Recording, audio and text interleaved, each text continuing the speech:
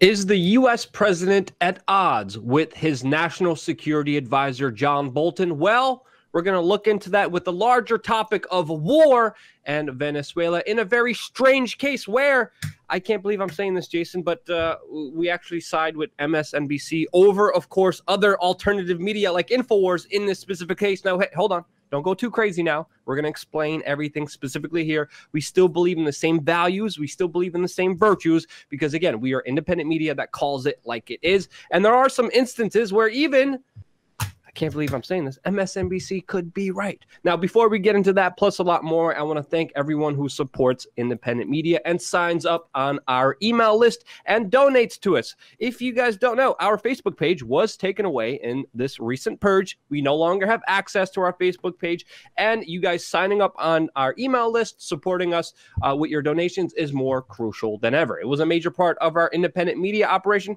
Just gone. No explanation. No one's talking about it. But regardless of that, let's just get into the main story here, Jason. There's a lot of news coming out of Venezuela. I've been saying that this coup d'etat is not going to work. It looks like it hasn't worked. It looks like now even Guaido, the selected U.S. president of Venezuela, his deputy has been sent to jail in a car that was towed with him in there. It looks like Venezuela's cracking down. We're going to get into that. But first of all, I want to talk about this larger article here by the Washington Post that is titled, quote, "A frustrated Trump questions his administration's Venezuela strategy." And the Washington Post reported about Trump saying that in recent days that him and Bolton are not really getting along because Bolton wants to get him into a war.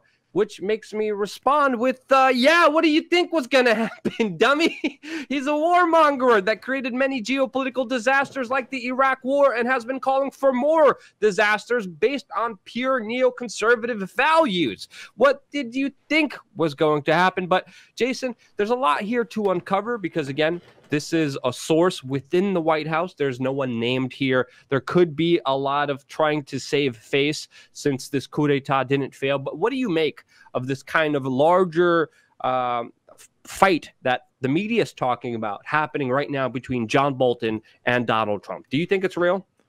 I kind of do think it's real in the sense that I thought that Trump just believed these guys and they were going to roll over. I mean, when he was talking to Guaido's wife and saying that we had to recognize that he was the true leader of Venezuela, I really do believe that he believed his war hawk administration, John Bolton, of course, Mike Pompeo, they were just going to roll in. It's going to be easy, no problem.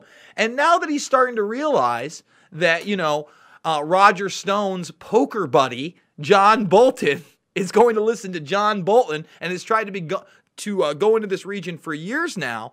The unnamed source is saying it's trying to get him into a war. And again, I think this president has been manipulated on many, many levels. I think he really thought he was going to come in here with a superhero cape, clean up the swamp, but instead he dug real deep into the swamp, scuba dived in there, pulled the Haspels, the Pompeos, and the Boltons out, made them his administration, and guess what? Yeah. Now we're about to be in even more wars around the world.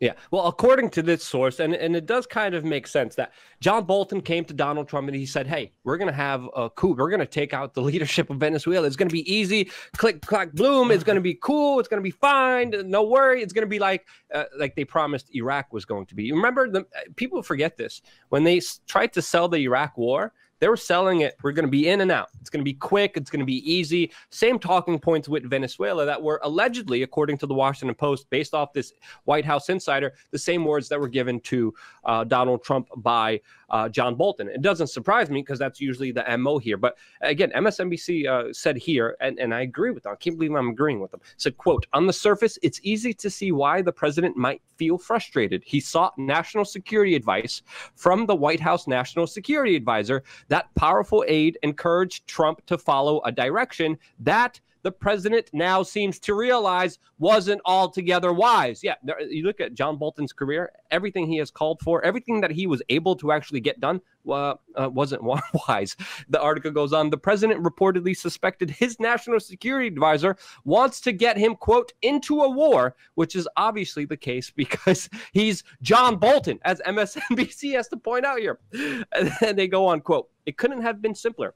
Non-interventionist presidents do not hire warmongers to guide the White House on matters of national security, which is exactly what Trump did last spring.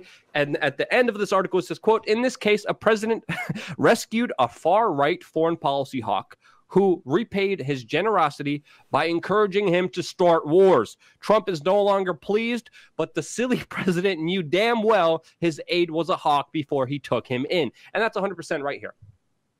He knew. John Bolton said, yeah, we're going to have a coup d'etat in Venezuela. It's going to be easy. Trump said, yes. Now everything backfired, obviously.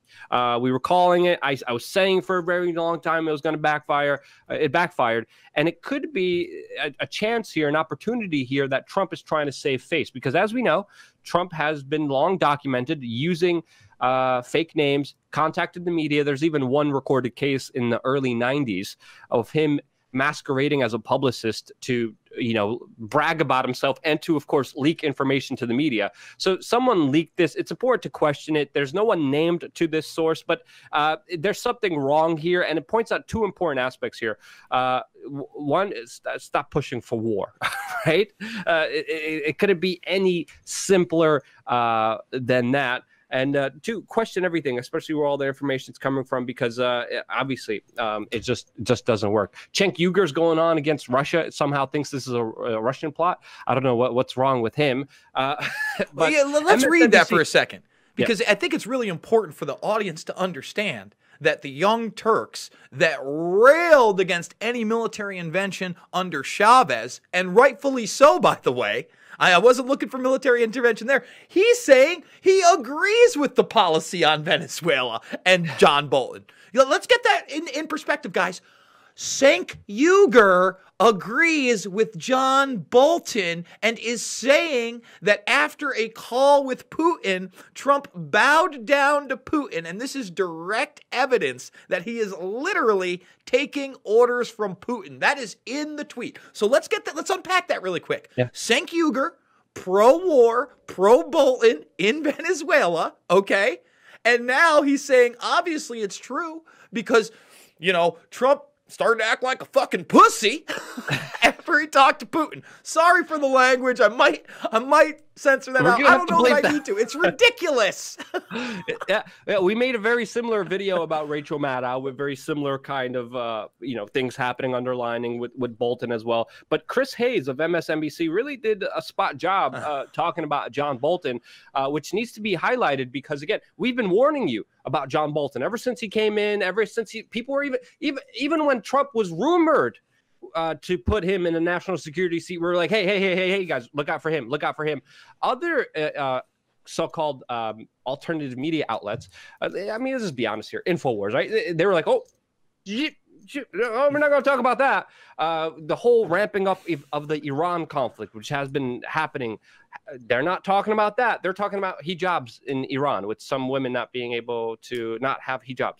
But nothing against this anti-war stance, nothing against this pro-war, pro-hawk, warmongering, which they've been calling out under the Obama administration, under the George W. Bush administration. Now they're like, yeah, look, there's bad stuff happening in Iran, pretty much going along with the same talking points of the administration, which has been pro-intervention, pro-war, pro-coup d'etat, pro-more conflict, which needs to be called out. And then Chris Hayes, one of the lone voices here, I criticized him many times before, but Chris Hayes, one of the guys here, actually made some good points here, and I can't believe I'm agreeing with him, but I am. Yeah, Chris Hayes is one of the largest proponents of the Russiagate hoax. Let's get that out of the way.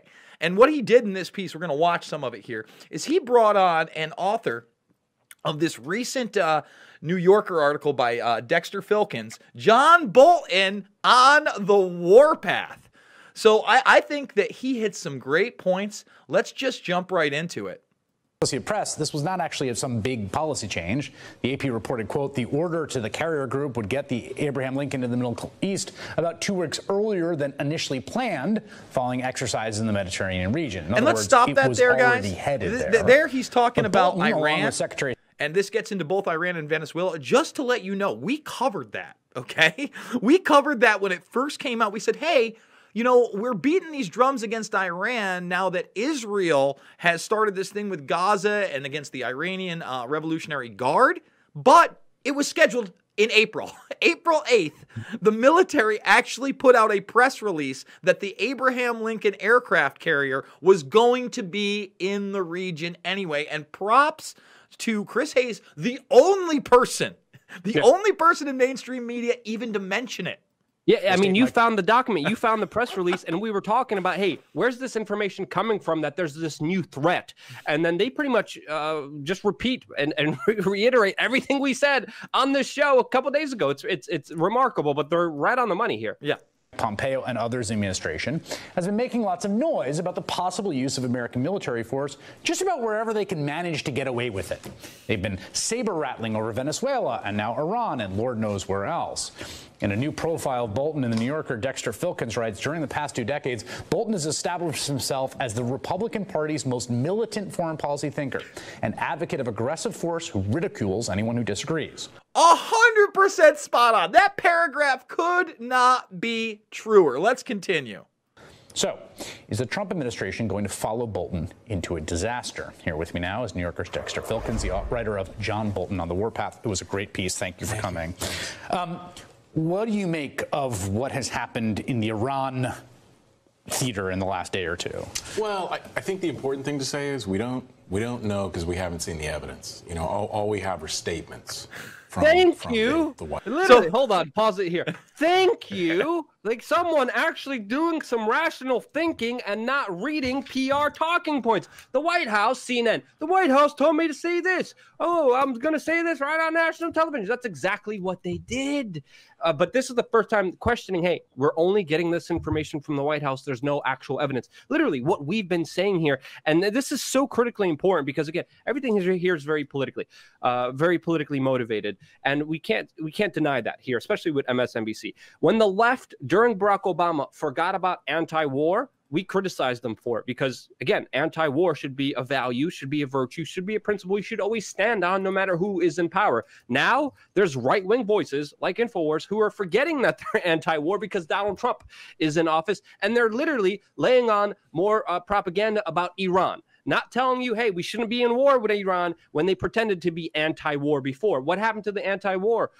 Bigger messages here that need to be espoused. And again, shouts out for MSNBC for questioning the pro-war narrative, which very few people do. And you know, again, I disagreed with him on so many times. We criticized MSNBC so many times. But here, again, I'm still shocked. They made a very good, valid point. The pro-war disinformation propaganda out there should be questioned, and we should at least have evidence for it before the public is sold a war. Right, Jason? Yeah, absolutely. And you know what? He's going to talk about the fact that the U.S. put out the propaganda notion, because there's no evidence for it, that Maduro was on a plane ready to leave to Cuba during that one-day coup d'etat attempt. And by the way, I don't think that's over. I think that they're going to try as much covert action as they can there. I think that's also why you're seeing some of these people be arrested.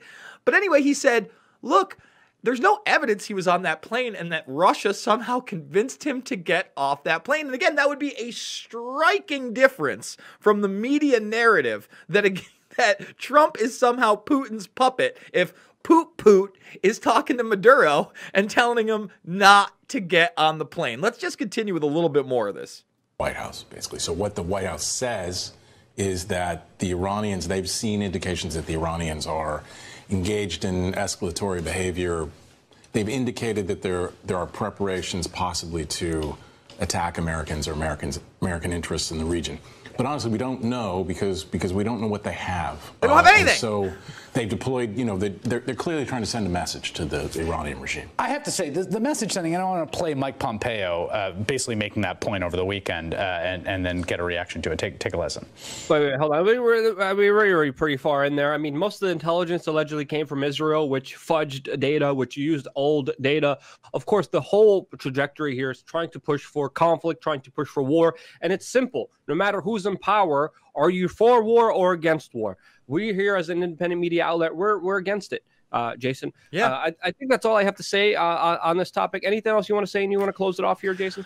I just want to let people know that it's a very rare instance when the mainstream media gets it as right as this piece. So share this piece. Encourage Chris Hayes to cover real news. He's on the Twitter. He's on the social media. Say, hey, Chris, really like that anti-war piece on John Bolton. I hope that we can do more on that and cover more real news instead of this Mueller hysteria. That being said, if you want real news, hey, subscribe to News for a Change and WeAreChange, where we're putting out 4 videos a day across 2 separate platforms. I promise you, it is going to be very, very different from the mainstream media narratives that you're hearing on both the right and the left. The Fox Newses of the world, the MSNBCs of the world, and now the so-called alternative media leaders in the world, which all of a sudden are talking about war in Venezuela as if it's a good thing. We don't think it's a good thing. We hope our audience doesn't think it's a good thing. And in order to stop this type of stuff, guys, you got to get out there yourselves and be the change you want to see in the world.